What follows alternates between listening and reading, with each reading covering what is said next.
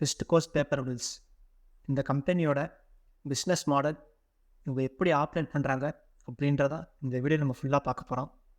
வீடியோக்குள்ளே போகிறதுக்கு முன்னாடி ஒரு சின்ன விஷயம். ஒரு கம்பெனியில் நீங்கள் ஸ்டாக்கை பர்ச்சேஸ் பண்ணும்போது நீங்கள் வெறும் ஸ்டாக்கை பர்ச்சேஸ் பண்ணல, அந்த கம்பெனியில் ஒரு பார்ட் ஆஃப் ஓனர்ஷிப்பை நீங்கள் பை பண்ணுறீங்க, அதாவது இன்வெஸ்ட் பண்ணுறீங்க. அப்படி ஒரு கம்பெனியில் நீங்கள் இன்வெஸ்ட் பண்ணும்போது கம்பெனி இது வரைக்கும் என்னெல்லாம் பண்ணியிருக்காங்க, கம்பெனியோட என்ன நோட்ஸ் என்ன, இப்போ இப்படி ஆப்ரேட் பண்ணுறாங்க, இந்த எல்லா விஷயமும் தெரிஞ்சுக்கணும். people lose money. I have seen people lose the entire life savings on it. என்ன ஏதுன்னே தெரியாமல் ஒரு பிஸ்னஸில் ஸ்டாக் போய் இன்வெஸ்ட் பண்ணுறது ரொம்ப முட்டாள்தான். அதனால தான் நான் அவங்களோட பிஸ்னஸ் மாடலை ஃபோக்கஸ் பண்ணி அக்கு வேற ஆணி வேற போட்டுக்கிட்டு இருக்கேன். சரி, அடுத்தது வீடியோக்குள்ளே போயிடலாம். அதான் நம்ம பார்க்க போகிறது இவங்களோட ப்ராடக்ட் போர்ட்ஃபோலியோ. உங்கள் நோட் புக்கில் யூஸ் பண்ணுற பேப்பர்ஸு, பேக்கேஜிங் டெலிவரிக்கு யூஸ் பண்ணுற கார்ட்போர்ட் ஷீட்ஸ் அண்ட் பாக்ஸஸ்ஸு, முக்கியமாக இந்த value added paper products. Value added paper ப்ராடக்ட்ஸ்னால் என்னென்னா, இந்த ஃபுட் பேக்கேஜிங் டெலிவரிக்கு யூஸ் பண்ணுற பேப்பர்ஸ், அப்புறம் இந்த ஸ்பெஷாலிட்டி பேப்பர் சொல்லுவாங்க. இதுக்கு ஒரு நல்ல எக்ஸாம்பிள் பார்த்தோம்னா இந்த பேக்கரி ட்ரேல யூஸ் பண்ணுற ஷீட்ஸு, இந்த டீ பேக்ஸ் பேப்பர், இதெல்லாம் தான் வேல்யூ ஆடட் ப்ராடக்ட்ஸ். விஸ்கோஸ் பேப்பரோட ஒரு வருஷமோட ப்ரொடக்ஷன் ஃபைனான்சியல் 2022 பார்த்தோம்னா கிட்டத்தட்ட 3 லட்சம் மெட்ரிக் டன்ஸ். ஃபைனான்சியல் 2021 இது 50% அதிகம். இந்தியாவோட value added paper products market capital, இப்போ மார்க்கெட் சைஸ் பார்த்தோம்னா 2021 120 பில்லியன், 2026 190 பில்லியனுக்கு ஒரு க்ரோ ஆகுன்றது ஃபோர்காஸ்ட் பண்ணியிருக்காங்க. அடுத்தது இந்தியாவோட ஒரு வருஷத்துக்கு இந்த வேல்யூ ஆடட் ப்ராடக்ட்ஸோட ப்ரொடக்ஷன் பார்த்தோம்னா 10 மில்லியன் மெட்ரிக் டன்ஸ். இதில் 15%, அதாவது 1.5 மில்லியன் டன்ஸ் வெஸ்கோஸ் பேப்பர் மட்டுமே ப்ரொடியூஸ் பண்ணியிருக்காங்க. அடுத்தது 2018 நேஷ்னல் பேப்பர் பாலிசி.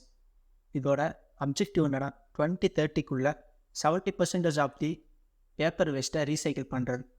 இது பண்ணுறதுக்காக கம்பெனிஸ் அவங்க பூஸ்ட் பண்ணுறதுக்கு இன்சென்டிவ்ஸும் சப்சிடிஸும் அப்பப்போ கொடுத்துக்கிட்டே தான் இருக்காங்க. இதோட இன்னொரு அப்ஜெக்டிவ் என்னென்னா, எக்கோ ஃப்ரெண்ட்லி மேனரில் பேப்பரை ப்ரொடியூஸ் பண்ணுறது.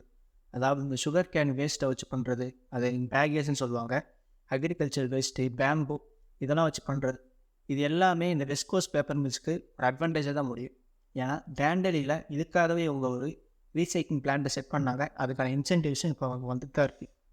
இந்தியா தான் வேர்ல்ட்ஸில் 5th largest producer of paper. West coast paper மில்ஸோட ரெவன்யூ நம்ம பிரேக் டவுன் பண்ணோம்னா 96% paper production, 4% optical fibre cable ப்ரொடக்ஷனும் இருக்குது.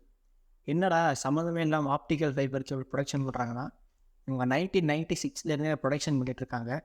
இவங்களோட ஒரு வருஷத்துக்கு ப்ரொடக்ஷன் கெப்பாசிட்டின்னு பார்த்தோம்னா கிட்டத்தட்ட 1,00,000 கிலோமீட்டர் அளவுக்கு கேபிள்ஸ் அவங்களால் ப்ரொடியூஸ் பண்ண முடியும்.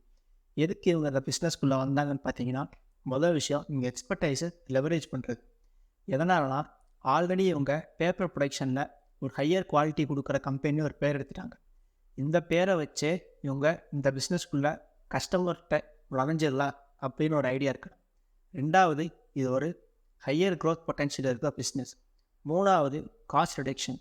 இது என்னன்னு கேட்டிங்கன்னா, ஆப்டிக்கல் ஃபைபர் கேபிள் மேனுஃபேக்சரிங்கும் பேப்பர் மேனுஃபேக்சரிங் ரா மெட்டீரியலும் கிட்டத்தட்ட சேமாக தான் இருக்கும். இதுக்காக இந்த ஆப்டிக்கல் கேபிள் ப்ரொடியூஸ் பண்ணுறதுக்காக வெஸ்ட் கோஸ்ட் பேப்பர் தனியாக ரா மெட்டீரியல் வாங்க தேவையில்லை. இது மூலமாக இந்தியன் மார்க்கெட்டில் 1 கிலோமீட்டரோட இந்த ஆப்டிக்கல் ஃபைபர் கேபிள் காஸ்ட் பார்த்தோம்னா ஒரு 8,500 ரூபாய்.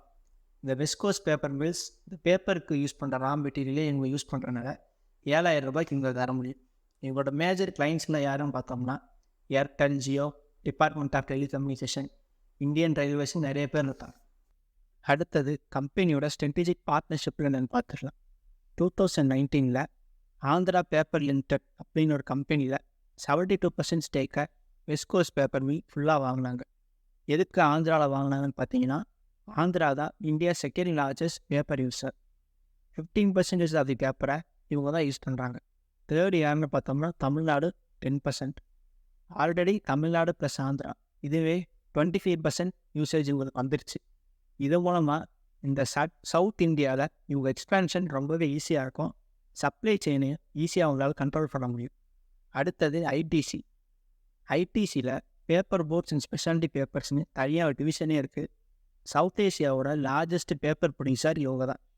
ஸ்பெஷாலிட்டி பேப்பர்ஸ்னு என்னென்னு பார்த்தோம்னா இந்த ஆன்டி ஃபங்கல், இந்த லிக்விடாக பேக்கேஜ் பண்ண யூஸ் பண்ணுற பேப்பர்ஸ், லேமினேட்டட் போர்டு, இந்த திக்காக நல்லா டிசைனாக கலர் கலராக இருக்கும்.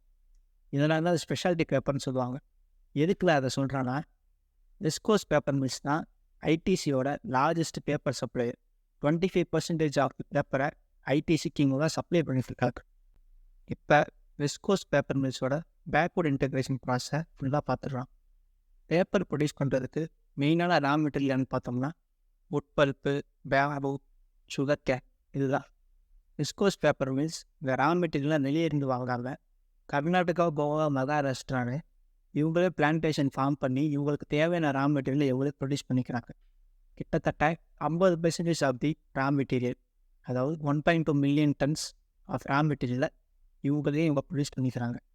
ரா மெட்டீரியல் மட்டும் ப்ரொடியூஸ் பண்ணால் போதுமா, அதை ப்ராசஸ் பண்ணுறதுக்கு, அதான் இந்த மேனுஃபேக்சரிங் பிளானில் ப்ராசஸ் பண்ணுறதுக்கு எலக்ட்ரிசிட்டி தானாமா அப்படின்னு கேட்டிங்கன்னா அதே இவங்களே ப்ரொடியூஸ் பண்ணிக்கிறாங்க. எப்படின்னா, கர்நாடகாவில் இவங்களுக்கு ஒரு தெர்மல் பவர் பிளான்ட் இருக்குது. அதுலேருந்து கிட்டத்தட்ட 100 மெகாவாட்ஸ் பவரை ப்ரொடியூஸ் பண்ணிகிட்ருக்காங்க. இந்த பவர் பிளான்ட்னா இந்த தெர்மல் பவர் பிளான்ட்னா நிறைய பேர் என்ன தெரியும்னு நினைக்கிறேன். ஏதாவது ஒரு ப்ராடக்டை ஃபியூலாக யூஸ் பண்ணி அதில் பவர் ஜென்ரேட் பண்ணுறது. அப்படி இவங்க எதை ஃபியூலாக யூஸ் பண்ணுறாங்கன்னு பார்த்தீங்கன்னா, இந்த பேக்கேஜ்னு சொல்லுவாங்க, சுகர் கேனோட வேஸ்ட்.